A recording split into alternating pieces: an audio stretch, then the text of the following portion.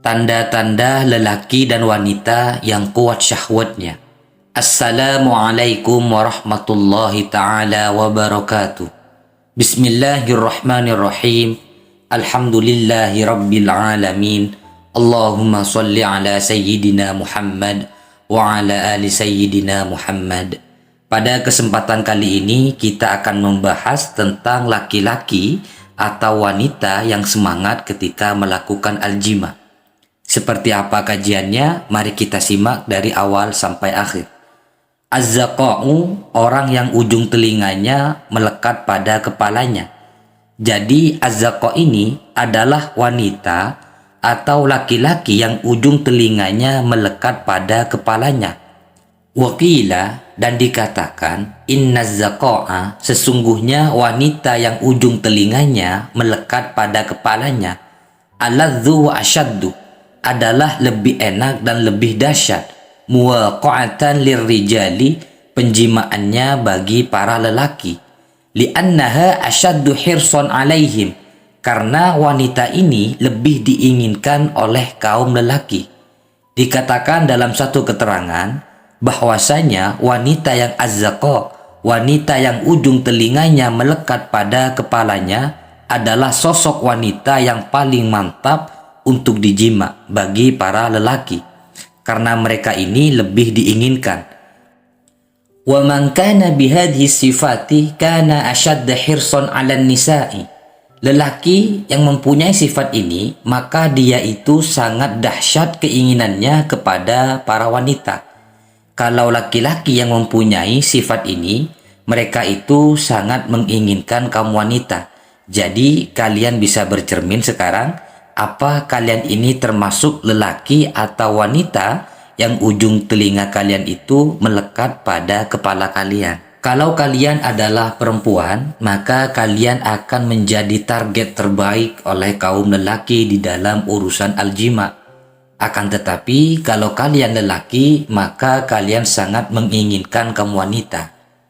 Fa idza jitama'at, maka jika menjadi kumpul, khiffatus sya'ri, rambut yang tipis, wariqatus saqi, dan kecilnya tulang betis, watalwinul ainaini, kemudian kedua matanya berwarna, dalla dzalika ala syahwatihi linnisa. Hal itu menunjukkan atas syahwatnya lelaki pada kaum wanita. Pada keterangan sebelumnya, lelaki yang ujung telinganya melekat pada kepalanya, mereka ini sangat menginginkan kaum wanita. Apalagi misalnya rambutnya tidak begitu lebat, kemudian kakinya tidak begitu besar, dan kedua matanya juga berwarna. Hal ini semua menunjukkan syahwatnya dia pada kaum wanita. Wa man kana minar rijali, barang siapa di antara para lelaki, dzatyaini, memiliki dua payudara, kathatyil mar'ati, seperti dua payudaranya perempuan, kana aqwa 'alan nisa, maka lelaki ini lebih kuat atas kaum wanita. Kalau kalian para lelaki memiliki sifat-sifat ini, berarti kalian termasuk orang yang dahsyat syahwat dan libidonya pada kaum wanita. Apalagi dengan sifat yang terakhir ini, lelaki yang mempunyai payudara seperti dua payudaranya wanita, lelaki yang sedemikian adalah lelaki yang paling kuat pada kaum Hawa.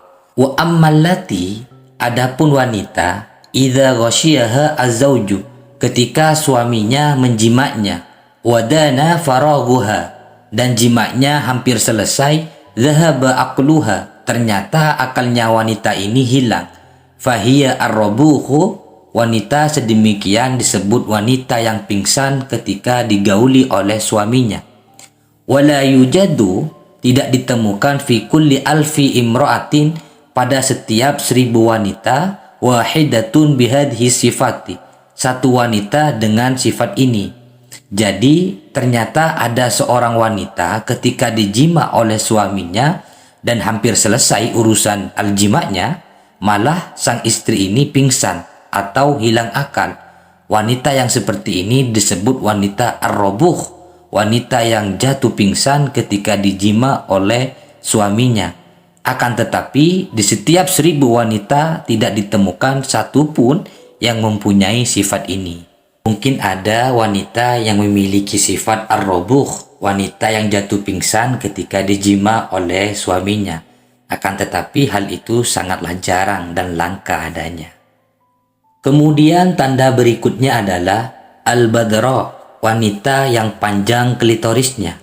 Tajidu, kamu menemukan min ladzatil jima'i, dari nikmatnya jima, ma la tajiduhu, pada kenikmatan yang kamu tidak menemukannya, al-mar'ata al-makhtuna, pada wanita yang dikhitan. Tema berikutnya adalah berbicara tentang wanita yang panjang klitorisnya. Kata kitab ini, engkau akan menemukan nikmatnya jima pada seorang wanita, yang mana nikmat ini tidak akan pernah kamu temukan pada wanita yang dikhitan. Berarti yang tidak dikhitan ini lebih mantap, lebih nikmat. Wa in kanat musta'solatan, jika ternyata wanita ini dikhitan sampai ke akar-akarnya, dalam artian klitorisnya atau kacangnya ini dihilangkan, kana ala qadri dzalika, maka yang ada adalah kadarnya menyesuaikan.